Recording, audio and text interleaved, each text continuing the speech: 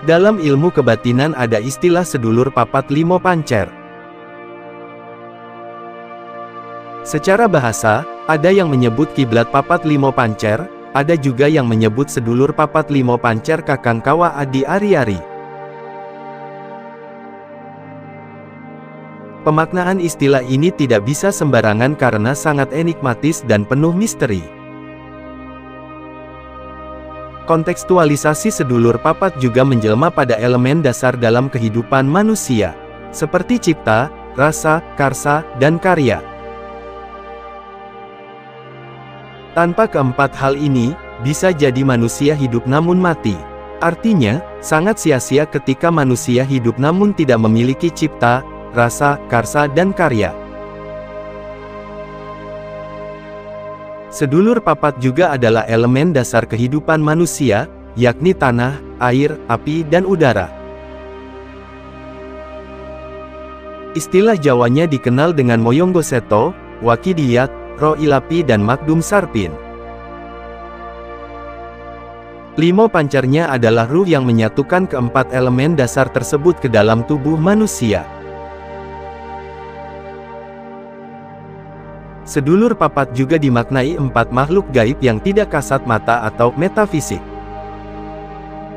Mereka merupakan saudara yang setia menemani hidup manusia, mulai dilahirkan di dunia hingga nanti meninggal dunia menuju alam kelanggengan. Empat saudara tersebut yakni air ketuban, tali pusar, ari-ari, dan darah. Air ketuban yang pertama kali keluar dari rahim seorang ibu dinamakan kakang kawa atau saudara tua yang melindungi fisik bayi dari bahaya, sehingga dia disebut pelindung fisik.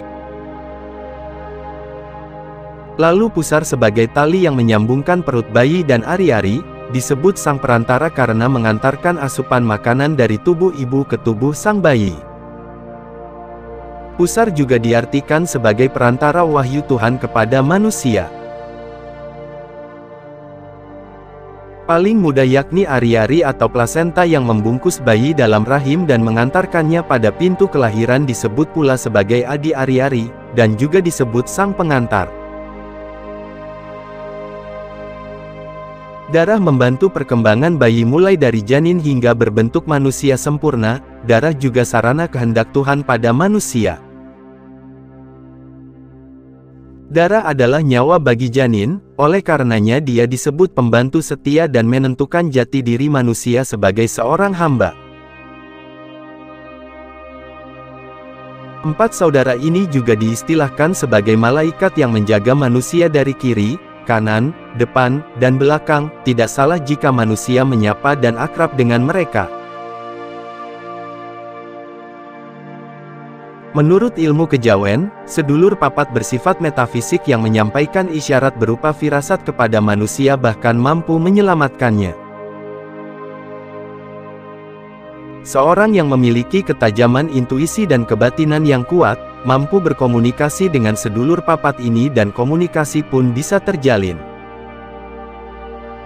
Bantuan gaib pun bisa didapatkan dari mereka asal bisa kontak batin dengan mereka secara metafisik. Bahkan bisa meminta mereka untuk menyerang lawan atau melumpuhkan musuh yang mengancam.